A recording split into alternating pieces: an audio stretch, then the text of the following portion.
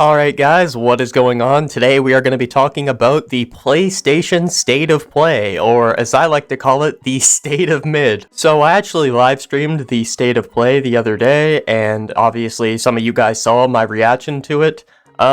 Overall, I thought it was very mediocre, which is definitely not good considering the PlayStation 5 Pro is about to come out. The only real positive thing I can say about the State of Play is it's better than the one we had earlier this year, but then again, that's not a very high standard to set. I mean, if I'm being completely honest, the shit that fell out of my dog's ass was better than the State of Play we had earlier this year, so. And considering that the PS5 Pro is about to come out, they kind of need to have a good showcase so that owners of the PlayStation 5 have confidence in the future of PlayStation, and it makes them think, okay, maybe I should go out and get a PS5 Pro. But this showcase definitely didn't do that very well, and we're gonna go over the showcase. There were a few W's here and there, but there were also a lot of L's. So we're gonna go in order from the games they showed off at the beginning to the games they showed at the end. Let's get into this. The show opened up by showing off some free content that you will be receiving if you own Astrobot. It's 5 new speedrunning levels. Now the levels in Astrobot are not very long, especially if you don't go for all the collectibles, but it is free content and Astrobot is a good game. If anything, I wish PlayStation made more games like Astrobot instead of the cinematic-focused games, because to me, gameplay is everything. To me, Astrobot is everything a video game should be. Focused on fun. I think it was Reggie from Nintendo who said if it's not fun, then what's the point? And I mean, look how well Nintendo's doing right now. That statement is 100% true. So the opening of the show was a W. It started off on a high note with free Astrobot content. And then we moved to, I don't even know what this game is because they didn't really show enough gameplay. But it's like this clay horror game, and I mean, dude, they didn't really show what you're going to be doing in the game. The most gameplay they showed is just you walking, which, I mean, whoop-de-fucking-do. I mean, I don't know. I'm gonna have to see gameplay of what you're actually doing in this game before I decide whether or not I'm interested. And you can play it in VR. That's an option, so yay. I don't know what it is with modern day gaming showcases and not showing a lot of gameplay and just showing cinematics and walking segments, because that is definitely not a way to get someone excited for a game. I mean, you walk in every fucking game, so yeah. But I will say this, the fact that you can choose to play the game in either VR or not VR is a cool touch. Then they showed off this game called Hell Is Us, and it kinda looks like a Souls-like, maybe a Souls-like, I don't know, but it definitely does look pretty cool. It looks like a very gameplay heavy game with tons of action, which is always a W. Now I completely understand if you're not interested in this game, because Souls-likes definitely are very common in today's video game industry, and I get it if you're sick of them. However, this was a W to me personally. Now, this next game that they showed was a VR game, and it looked extremely cool, I'm not gonna lie. It's a Metro VR game, but I am not going out and spending $500 to buy a VR headset to play one video game. I mean, I already did that with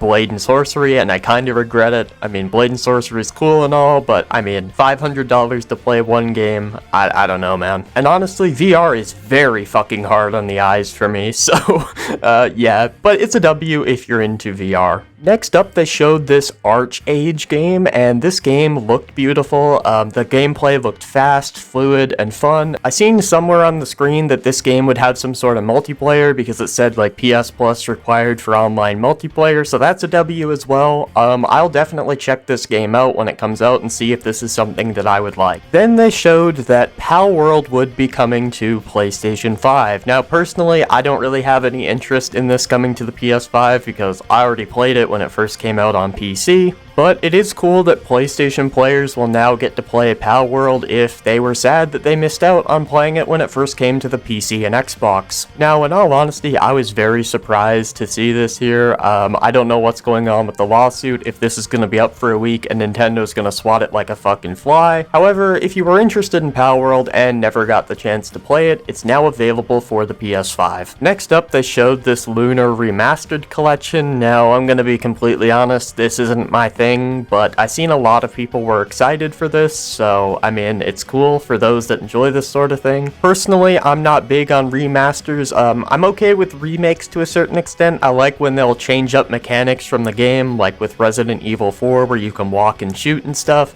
But yeah, this personally isn't for me. The only thing that could ever really grab my attention when it comes to a remaster is Bloodborne, and we did not see that at this showcase. But hey, don't worry guys, we might see it at the next State of Play, right?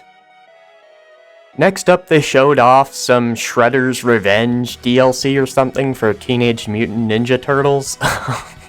I don't know why they chose to show this off, but whatever. I played the Teenage Mutant Ninja Turtles game on Xbox Game Pass for a total of 10 minutes and then uninstalled it, so yeah. Then they showed off the Sonic and Shadow game. While it is a game that I'm interested in, we already knew about this before the showcase, so it's not exactly a W. One of the biggest problems with modern gaming showcases is just how many times they'll show off the same fucking game at multiple showcases. These showcases would be much better if everything that was shown off was something we hadn't seen before. Like, I think that would be really cool. Then they showed off this Fantasia game, which I'm pretty sure is a mobile game that's getting ported. I don't really have any interest in this, but for a mobile game that's getting ported, it doesn't look too bad. Then they showed off a game that, before this showcase, I was excited for. Unfortunately, after seeing it at this showcase, I have no interest. And that is Dragon Age the Veilguard. When I first seen this game, I seen the gameplay, I thought it looked cool, I'm not gonna lie.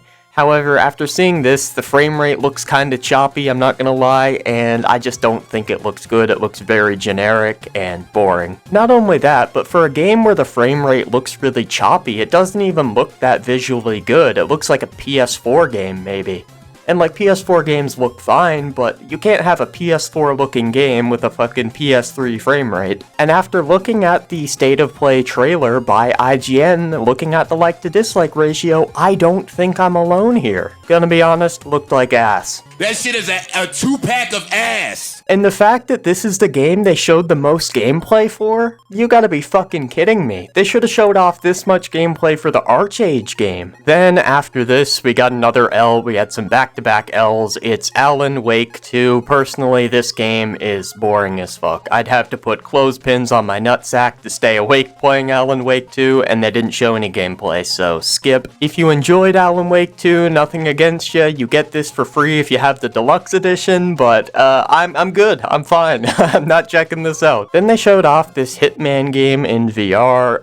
At first, I wasn't really too sure about this. I didn't really know what I was looking at, but it does look kind of cool, so maybe I'd play this if I had a VR, but personally, I'm not going to check this out. I'm not getting a VR, so I am not spending $500 on a VR headset when I know I'd barely ever use it, so yeah. I'm going to be honest, I wish the games that came out nowadays, the regular games, were as fucking cool as these VR games. Then they showed off a Legacy of Kain 1 and 2 remaster, and personally, I'm not interested in remasters, man. Like, if I wanted to play Legacy of Kain 1 and 2, I'm booting that shit up on my emulator. You know, you guys just announced a PS5 Pro, showing a bunch of remasters at your showcase is not a good idea, and this isn't the last remaster we're going to see. There's a remaster later in the showcase that's probably the most pointless remaster of all time, and we will get to that. Next up, they showed this horror game, and I do not like the art style of this game. I'm sorry, I know it works for some games. Ultra Kill was a fun game, but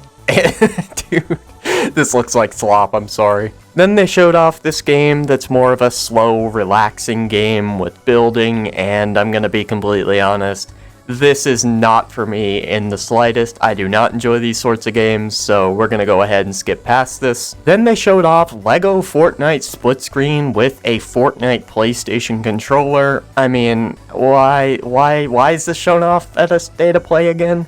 The last time I bought a limited edition controller was the Black Ops 3 limited edition controller in 2015. I guess the split screen update would be kinda cool if you had a kid or something and you didn't have multiple consoles and you wanted to play Fortnite with your kid. I can see someone being interested in that, but yeah, whatever. Next up, they showed a Dynasty Warrior game, and the gameplay did look cool, but unfortunately Dynasty Warrior games are usually just you spamming one button. If there was a little more depth to the gameplay, I would really enjoy these games. When I was younger, I used to love the Dynasty Warriors games, but I just require a little more depth nowadays when it comes to combat in games, but it's whatever. Then they showed off some Monster Hunter Wilds. Now, they've shown this at so many showcases now that I don't really see the point, but it does look cool. One thing I'd like to note about Monster Hunter is I seen this last night, and I don't see anyone else talking about this. The game recommends a 4060 to get 60 FPS with frame generation. I don't know if anyone here has ever played a game at 60 FPS with frame generation, but there's actually more input lag at a game with 60 FPS with frame gen than at 30 FPS without frame gen. So yeah, this game is gonna run like an absolute piece of shit on consoles, you can already bet that, and unless you want to play at 30 FPS, you're probably gonna have to get the PS5 Pro. Next up, they showed LEGO Horizon, and I've never cared about LEGO Horizon, I've never cared about Horizon, and I've never cared about Legos. Skip, out of all the IPs that Sony could have made LEGO, you know, God of War, Bloodborne, Uncharted, they chose fucking Horizon? Whatever, man. Alright, skipping to the next game, which is also a complete L. Horizon Zero Dawn Remastered. Guys, Horizon Zero Dawn already runs at 4K 60 FPS on the PS5, and it already looks visually great, because it's a PS4 game. This is the most pointless remaster of all time. If you're going to do a remaster, why not remaster a game that doesn't look that great in the current year? Why not remaster a game that doesn't run that great in the current year? Why not remaster a game that people can't access on the PS5? Like, Legacy of Kain I'm not interested in, but you can't access it on the PS5, so it kinda makes sense. This is pointless. Why even do this? I know y'all are desperate because of Concord, but I didn't know you were this desperate. Then they showed off a W, it's a Stellar Blade photo mode and Nier Automata DLC, so yeah, that's a W, don't really have that much else to say. Stellar Blade's a good game, Nier Automata is a good game, and a DLC combining the two is really cool. They also made it so you could stream the full original soundtrack, so that's cool as well. After that, they showed off some like Chrome controllers for the PlayStation 5 and like these two other controllers. I don't care. They also showed the consoles in the same colors. Don't care. Then they showed off some games that would be enhanced by the PS5 Pro and whatever. I mean, I don't really plan on buying the PS5 Pro, but I guess that's cool. And for the final thing they showed at the showcase, it was definitely a high point for a lot of people. It's the Ghost of Tsushima sequel, Ghosts of Yotai I think it's called. I probably wouldn't buy this because I've never played Ghost of Tsushima. I'd probably play the first one first and then see how well I liked that one and consider the sequel. But a lot of people enjoyed it, so that's cool. I don't really have that much else to say. This state of play, while on its own, it's probably like a 5 out of 10. The fact that they had this right before the PS5 Pro, I don't think was very good, because you really need to have like a 7 or 8 out of 10 right before you launch the PS5 Pro. This showcase, considering it came out right before the PS5 Pro is about to drop, needed to make people very confident in the future of PlayStation, and I don't think it did that. So that's all I gotta say. Peace.